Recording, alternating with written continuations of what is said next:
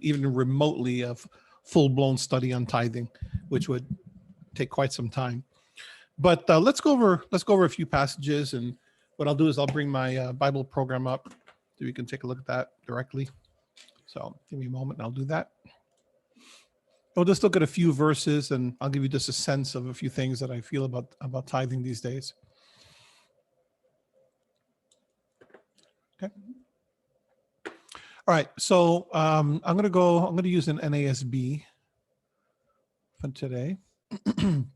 So there are a number of places where you see the commandment with regard to tithing, and Leviticus 27 is one of the prominent ones here.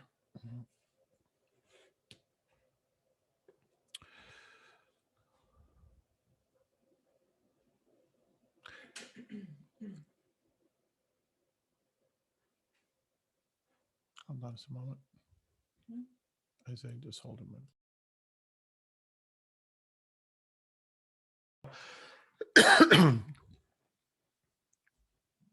Let's go a little further down.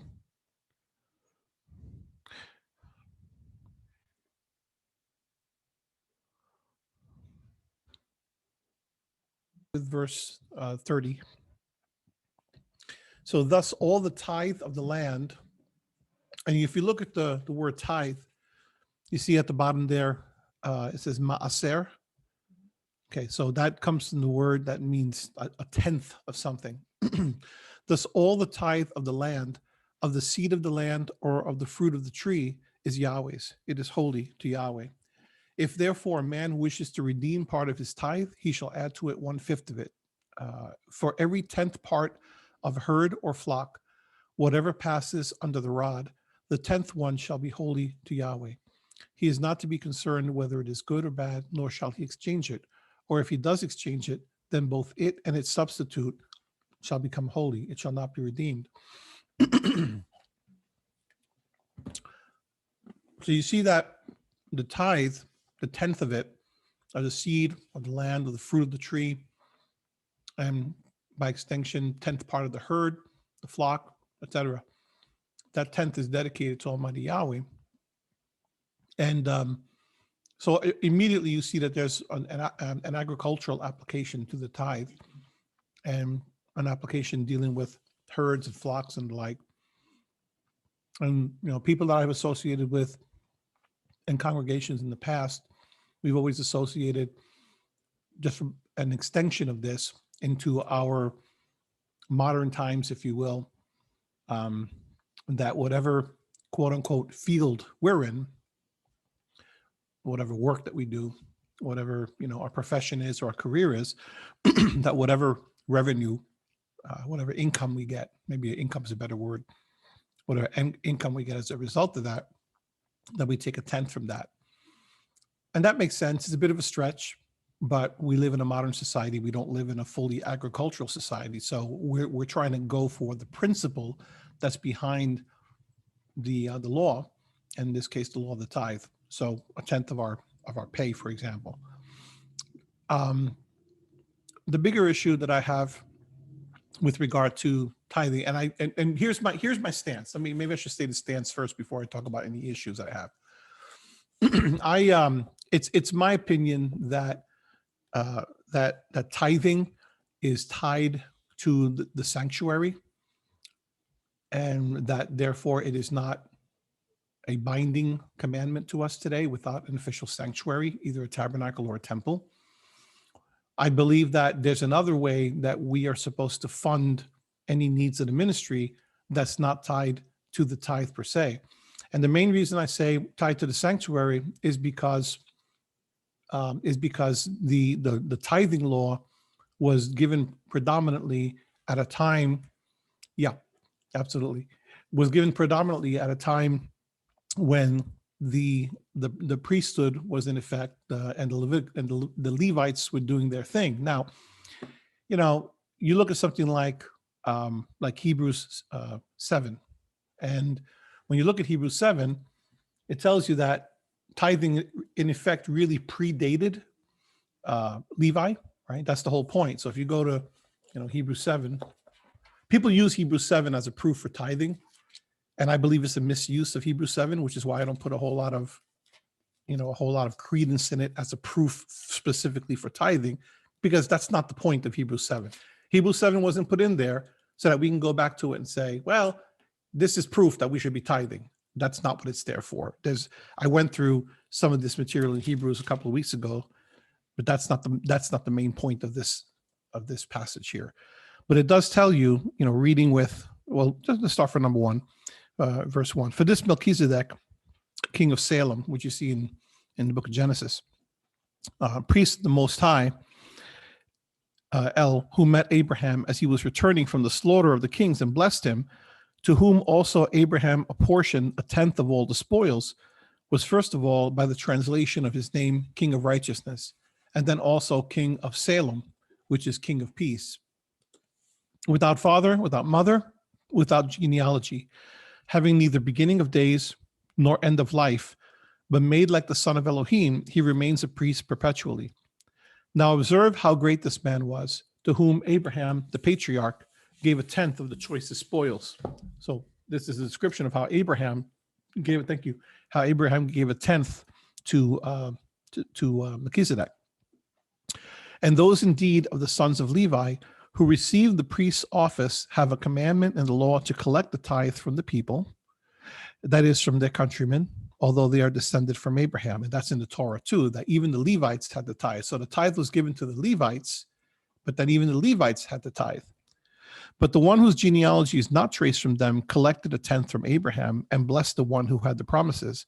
But without any dispute, the lesser person is blessed by the greater. In other words, Levi is blessed by Melchizedek because Melchizedek preceded Levi. In this case, mortal men receive tithes, the Levites, but in that case, one receives them of whom it is witnessed that he lives on, Melchizedek. And so to speak, through Abraham, even Levi, who received tithes, has paid tithes, for he was still in the loins of his forefather when Melchizedek met him. So this is, written to show that the order of Melchizedek is a superior order to the order of Levites. That's the purpose of that being here in the book of Hebrews, not to prove that, we're supposed to still be tithing. So just about every single law that you see that's described in the scriptures with regard to tithing is tied to the sanctuaries, tied to either the tabernacle or to the temple and to the Levitical system.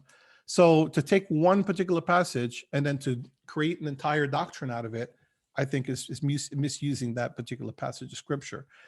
There's, so in my opinion, tithing is something that, it was tied specifically to the sanctuary, and it was for the purposes of the upkeep of the sanctuary, and it had to do also with, the apportionment that was given to the people of Israel, and of which the Levites had no portion, so the Levites had to be supported somehow. The Levites didn't have any land; they had nothing.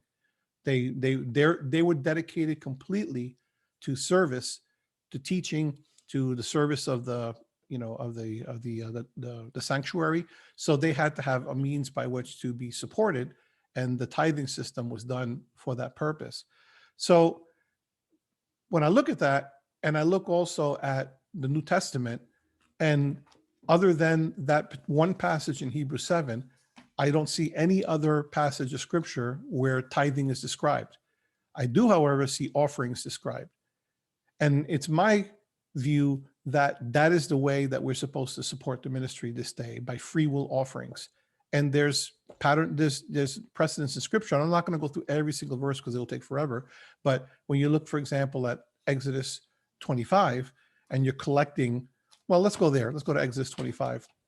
And you're collecting, I guess I have to share this again.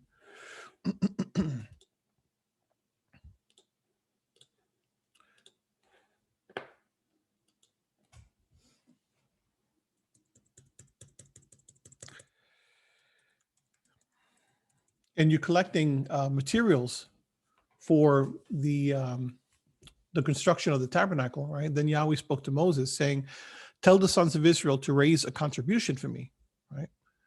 From every man whose heart moves him, you shall raise my contribution. And then they describe the contribution. This is the contribution you have to raise: gold, silver, and bronze, blue, purple, scarlet material, oil for lighting, spices, on and on, right? Let them construct, verse 8, a sanctuary for me that I may dwell among them, according to all that I'm going to show you, as the pattern of the tabernacle and the pattern of all its furniture, just so you shall construct it. And then he describes all of the different elements of the tabernacle. And then when you get down to verse, one thing I don't like about this program is the way to move the movement from one place to another. So just give me a second to find the exact verse.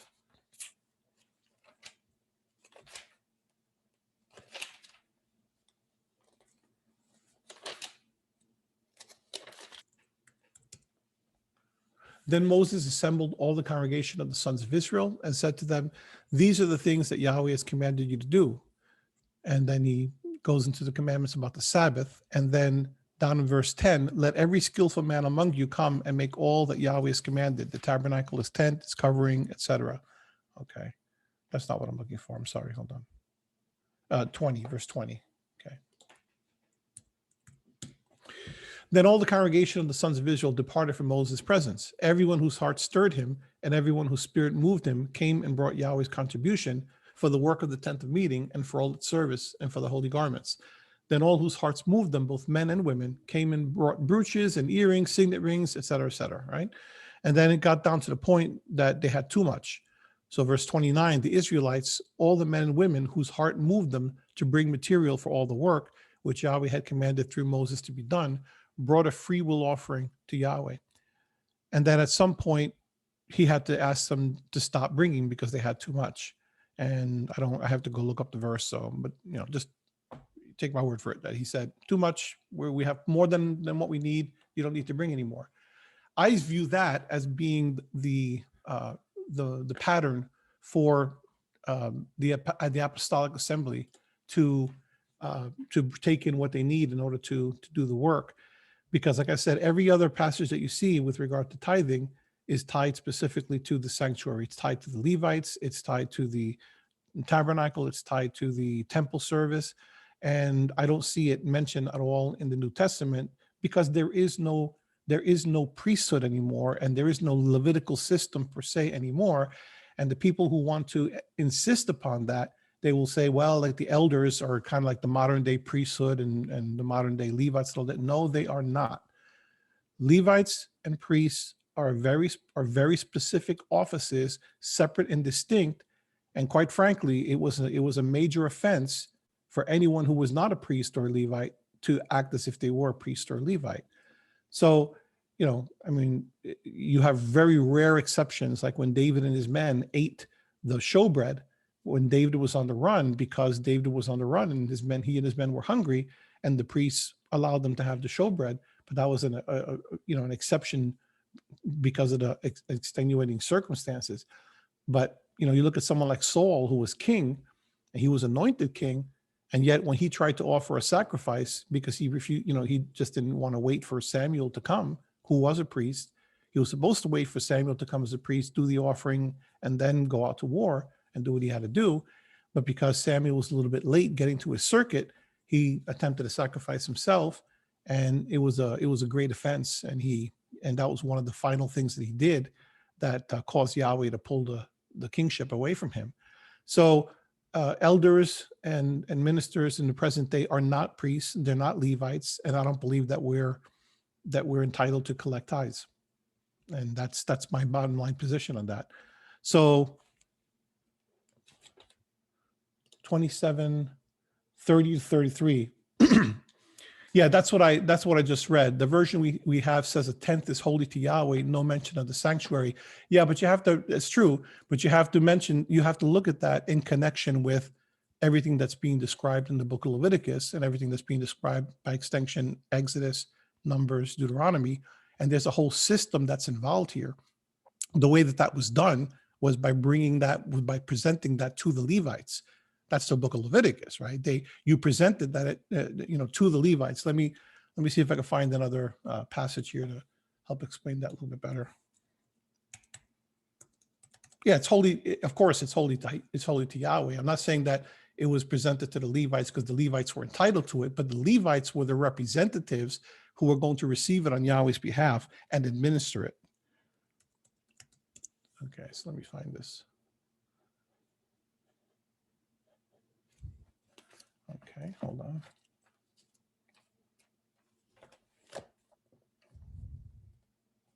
Okay, Numbers 18 is probably the best explanation that I can give. And by the way, while I'm looking for Numbers 18, let me say this. What I said was that I don't believe that it's incumbent upon us to, that we have an obligation to give the tithe. I didn't say that if you want to do it, that it's good to do it. And I'm not saying this to be, to virtue signal, but my wife and I still tithe because I believe that we should do everything possible to be in training as, the example, so that when we're able to, when we're in the kingdom and we're doing our thing in the kingdom, that we have already been practiced at that. So in my opinion, every believer should still engage in tithing, not because they're obligated to do it, but because we have a special commission from Almighty Yahweh to be, teachers and trainers of others. So how can you train and teach what you haven't actually done yourself, right? So, I wasn't quite to that point yet, but since you brought that up, I just want to clarify. I'm not saying that we shouldn't tithe. I'm just saying I don't believe that we're obligated to tithe. So let me, because it was a tithing system, which is not in existence today because of no sanctuary. Just like there are many other laws in the Torah that I don't believe are incumbent upon us today because you can't fully do them because we don't have a sanctuary, and others that because we're not in the land of Israel. For example, I don't believe that it's necessary for us to keep the sabbatical year anymore. I kept 3 of them. Okay, I kept 3 of them, but I found that trying to keep a sabbatical year outside of the biblical system, which is when you're in the land, is an exercise in hardship to people, and it's an exercise in straining at a gnat and swallowing a camel. Quite frankly, we did a sabbatical year several years back. That the first one that we did, it lasted for almost 2 years between reading codes and all kinds of stuff that we had to do. And then the second time we tried it, it lasted almost 3 years. And in the meantime, I saw people who were denying milk and things to their children's teeth going bad, and other things that I frankly just make me cringe today to see how people did that, because we took things to a degree that I felt was unwarranted. When you look at the laws of the sabbatical year, it tells you when you're in the land that you do that.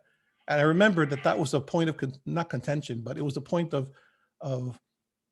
it was one of the things that when I was leading a congregation, it was YPTC, we decided, are we going to do the sabbatical year or not? And we did it, the other men and I, but we had a lot of discussion about it.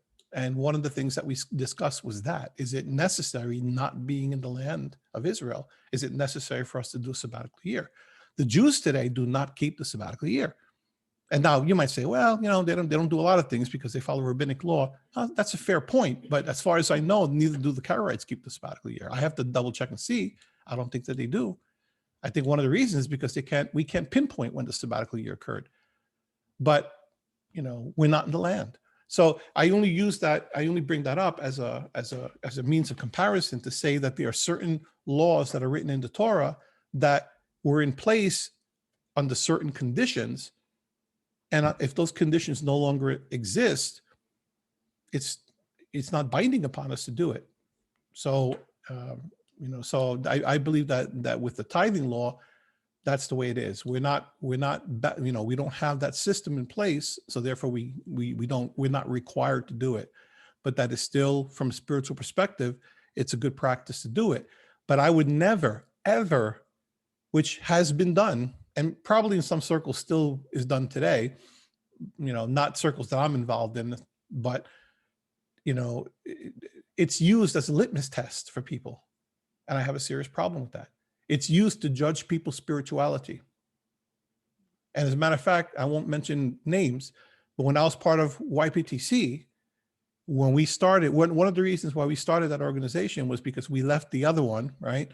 where, there was so much legalism that was going on that it got to the point of, oppression and abuse, and we left.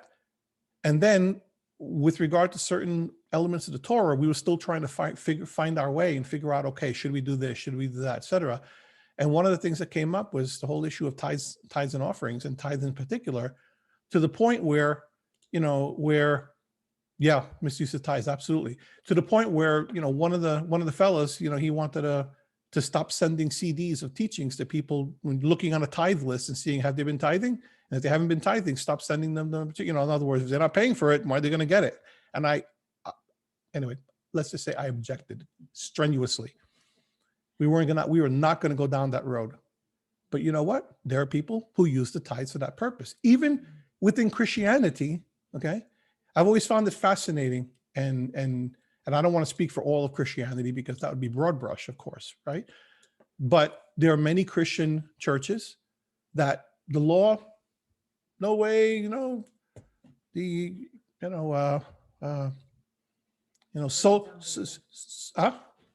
been done with. Souls, only faith and anything else other than faith is legalism and blah, blah, blah. But when it comes to the tithe, my, conveniently, how we figure out a way to see, that's not right. So I'm not going to accept that from any quarter, because if you're going to use that as a litmus test to judge people's spirituality, I have a serious problem with that. No one is going to judge someone's spirituality because they're having a hard time doing a tithe. That's not going to happen, at least not under my watch. Okay, so I was about to show you Numbers 18.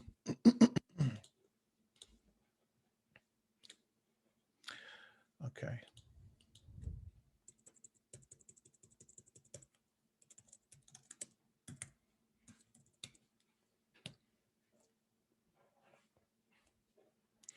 Starting with verse 21. Can you still see that? Mm-hmm. To the sons of Levi, behold, excuse me, I have given all the tithe in Israel for an inheritance. To the sons of Levi, behold, I have given all the tithe in Israel. All is a pretty strong word. To the sons of Levi, behold, I have given all the tithe in Israel for an inheritance in return for their service which they perform, the service of the tent of meeting. The sons of Israel shall not come near the tent of meeting again. Okay, blah, blah, blah, right? Verse 24, and only the Levites shall perform the service of the tent of meeting, and they shall bear their iniquity. It shall be a perpetual statute throughout your generations, and among the sons of Israel, they shall have no inheritance. For the tithe of the sons of Israel, which they offer as an offering to Yahweh, I have given to the Levites for an inheritance. Therefore, I have said concerning them, they shall have no inheritance among the sons of Israel. And we can go on and read more specifics of that, right? All the tithe is given to the Levites. So unless we're all willing to take the tenth of our money and give it and literally find Levites, descendants of the Levites amongst the children of Israel, then we're not fulfilling that law the way it should be fulfilled. See, we can't, when we're doing these things, we can't selectively say, okay, we're going to pick this part, but we're not going to do this part. We're going to pick this part, but we're not going to do this part. If we're going to do it, we're going to be consistent. Or we're going to entertain the possibility that maybe that can no longer be done because we're not under a system that allows for that to happen. And like I said, when you go through the New Testament, other than that passage that you have, by the way, which is referring to Levites and no one else, right? They're in Hebrews 7. So the Levites, and I'm not reading it here, but the Levites themselves must give a tenth, and that's in the Torah. The Levites themselves must give the tenth of the tithe that's given to them. So if you want to say that, a Levite would be required to give a tenth, great. But if we can't give the tithe to the Levite to begin with, what tenth is there for him to give? So there is no Levitical system. In the time that was written in Hebrews, a temple still existed. You still had Levites who could receive tithes. But interestingly enough, there is no record of anyone in the New Testament giving tithe. So, yeah, and suddenly most leaders consider themselves to be modern day Levites. Exactly. It's interesting how that works. Yeah, and I don't want to be, mean about it, but we got to be consistent. If we're going to do something, let's do it consistently. Let's not require it at all, especially when you're going to use it as as a proof of somebody's spirituality. I have a serious problem with that. There are many people who are poor people who simply can't do that. And I won't even end it there. I'm going to show you one more thing after this. But someone asked to look at Malachi 3:10. Bring the whole tithe into the storehouse so that there may be food in my house, and test me now in this, says Yahweh of hosts. If I will not open for you the windows of heaven and pour out for you a blessing until it overflows. Give me 1 second, okay?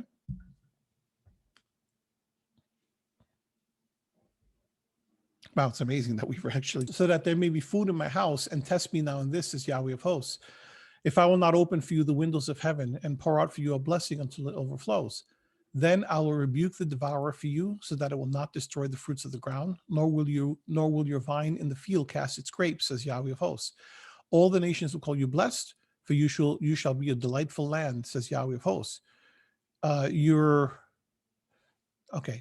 that's it goes on. It's actually, you need to read like verses 8 forward to, yeah. Will a man rob Elohim? Yet you are robbing me. But you say, how have we robbed you? In tithes and offerings. You are cursed with a curse, for you are robbing me, the whole nation of you.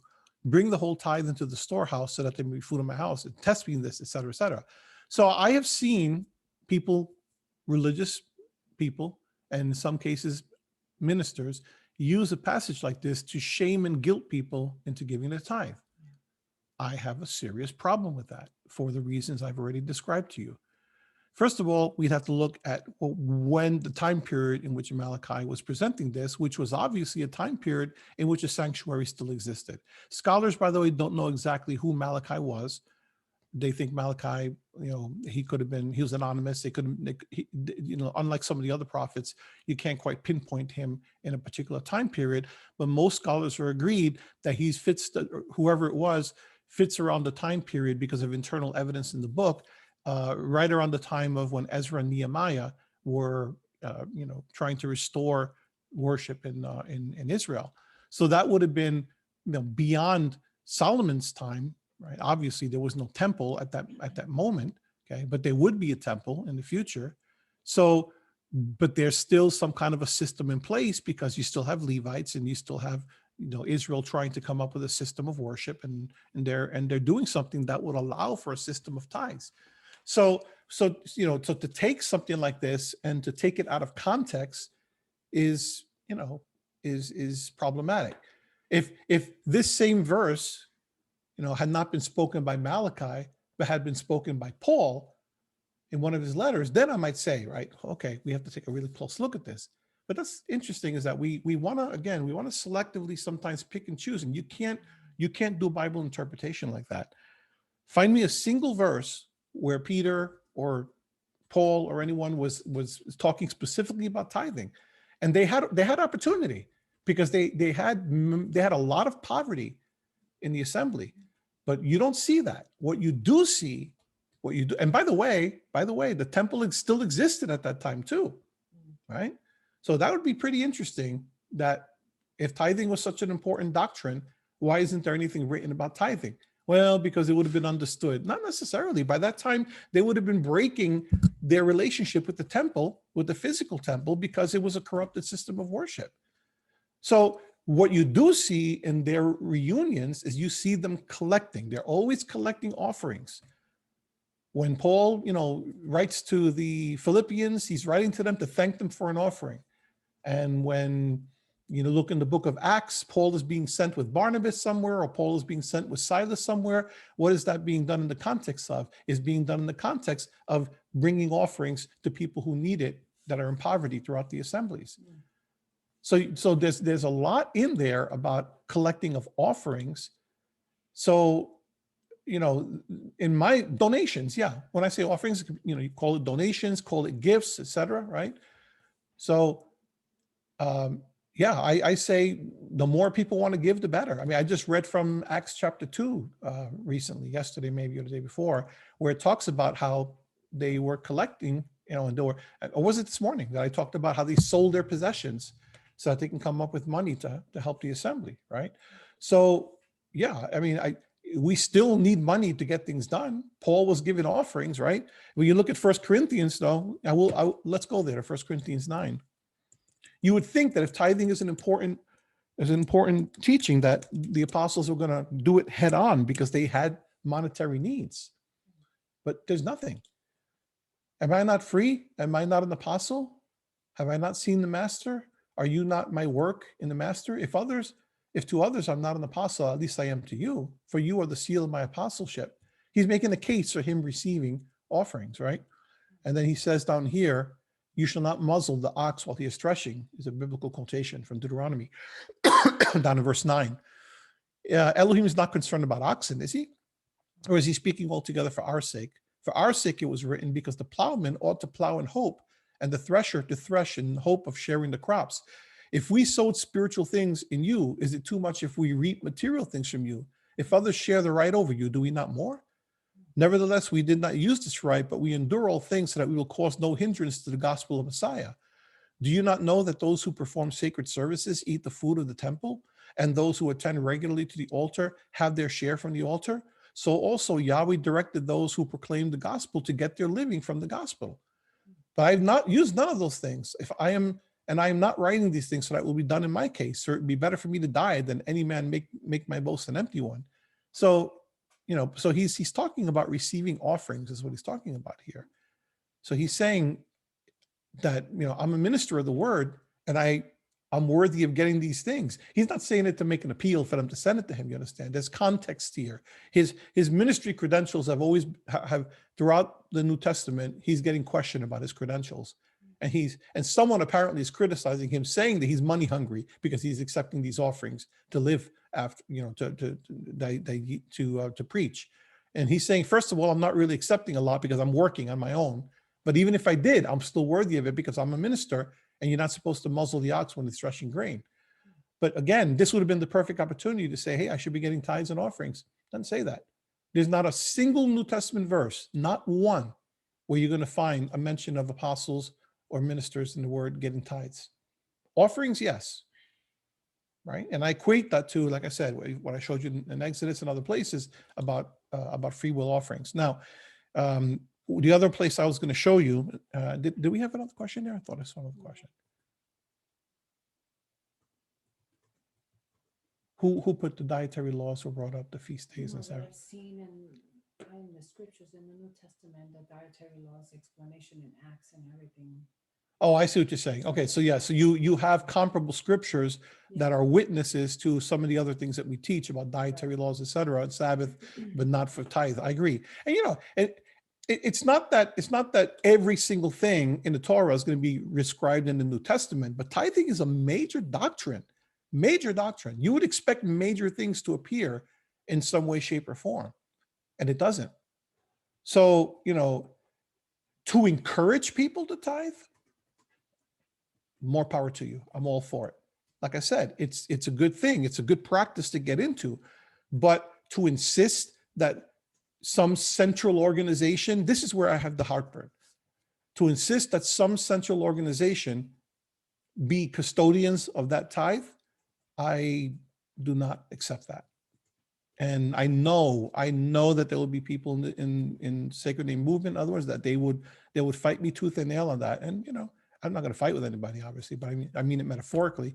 We can have that debate and that discussion, and I've come to that over the long haul over the years, because I used to fight that tooth and nail myself. And when people said, "Oh no, you don't have to tithe," but the more I looked at it, I had to be honest, and I had to say to myself, I don't see the proof that everyone thinks that they have. Yeah. So from my perspective, the bottom line, if you ask me, is that yeah. Even without a central organization, even without a central, especially without a central organization, it becomes problematic, doesn't it?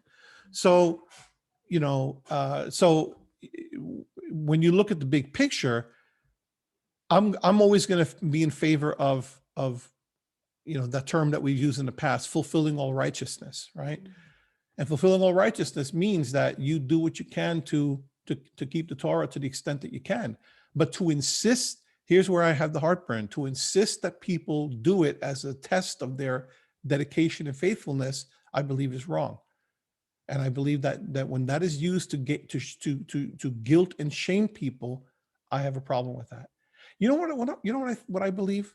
That if you leave people alone and you lead it, let them go where their heart leads them with regard to spiritual things, and you say to them, hey, give offerings as you are able, whatever, people will rise to the occasion, and they will give offerings, and they'll give it in abundance. And some people will even do it above a 10% mark if you let them. So, I think we have to be very, very careful about that. The one place, again, I was going to show you, and I won't take a lot of time, is Deuteronomy 14, where it describes not only the regular tithe, but also describes the second tithe, which we also separate, by the way, for the feast days, right? And it describes the third tithe, which is the poor fund. So what do you do with something like the poor fund? First of all, and I won't go to the verses because it takes too much time. I want to see if you have any other questions. But here's the thing. Is it actually three separate tithes? Or is it the same tithe that you break up differently in the third year or around feast time? Because both interpretations are possible. And people have argued that. Are they actually three separate tithes? Is it indeed a first, second, and third tithe? Or is it one tithe that you use differently depending on the circumstance or depending on the year? Because it could be read both ways.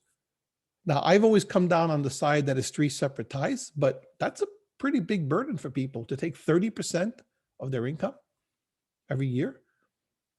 That's pretty tough. Well, not every year, but the third tithe will be every 3 years. And then here's another thing. What do you do? What do you do in the third year? For the whole purpose of that 30-year tithe is to help the poor, to help the orphan, the widow, etc. Right? Well, we have something, at least here in the United States, we have something called Social Security, right? Which I understand is a flawed system. So let's not get into the politics of it. But the purpose of Social Security is to be a safety net for people.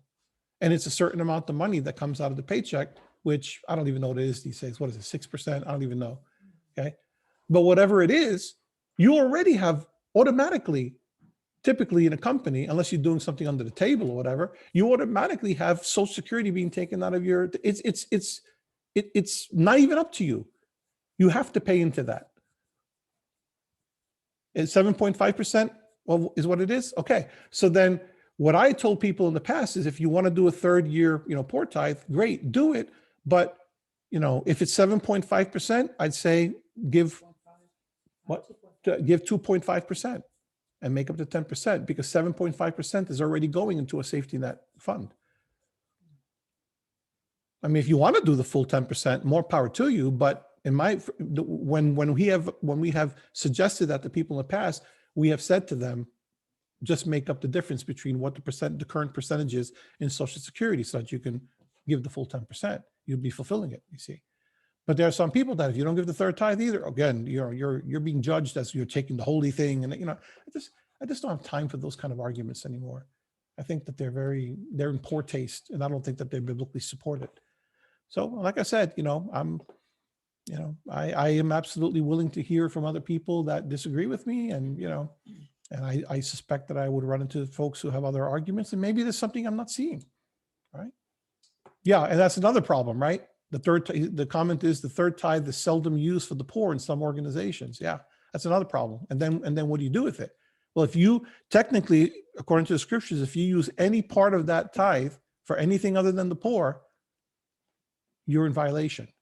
So what are they? I'd have to question anyone who's still collecting that. Are they in fact using every single penny for that, or are they using it for other purposes? Yeah, right. They're the Levites and get the whole pot. I hate to be cynical, but that's probably what will happen. There's one more question. Say again? Yeah. Let's hope not. So there's another question. Okay. Yeah, I'm sorry to hear that happened. Okay. All right. So I think that's all I'm going to talk about the tithe right now. Oh, what about Yahshua? What about when Yahshua telling the man who asked, should we pay the taxes? Yahshua told him, give what belongs to Caesar, and to Yahweh what belongs to him. Okay, I'm not really sure what the intent of the question is, but that doesn't really have anything to do with tithes. Okay, they've used this. Okay, what have they said about it? So apparently that's been used for some people as a means to bludgeon them into tithing. Yes. Okay, so tell me if I got the sense of it. So in other words, give to Caesar what Caesar's and give to Yahweh what's Yahweh's. So Yahweh's is the tithe, you should give the tithe to Yahweh. Okay, that's a total misrepresentation of that verse. If the one in Hebrews is a misrepresentation of using something to prove the tithe, this other one is triple that, right? Because what this other one is talking about has to do with people who are trying to test Yahshua about whether he was in favor of the political party that was for ending all taxation from Rome. So that was basically Yahshua saying to those people, I'm not interested in your politics, essentially is what he was saying. So that has absolutely zero to do with tithing. So going on always people explanation. Yeah. So my feeling has always been, and you know that I've said this, right? That, if you're interested in sending something for Teaching Hope Ministries, do so as an offering or as a donation, because I'm not a Levite. I'm not collecting tithes, right? Now, if you have a portion of that you want to use towards the ministry, you're more than welcome to do that, but don't identify it as a tithe because, yeah. Okay, so does that help? Does that answer a lot of questions? Okay, awesome. Okay, and like I said, look, my friends, I'm always honest about this, and I know I must sound like a broken record, and I'm showing my age because there are no more broken records, right? Yeah. A defective digital thing, I don't know, but I am one man, and I try as much as I can to understand things. I'm not perfect. I try to give you as much as I can based on what I know. If there's something I'm not seeing or something someone comes across, I'm certainly welcome to discuss that with you, and respectfully, right? But I'm not going to argue about scripture. But that's based upon everything I've done over the years, and I've been studying these things for quite some time now. That is my current understanding about that. So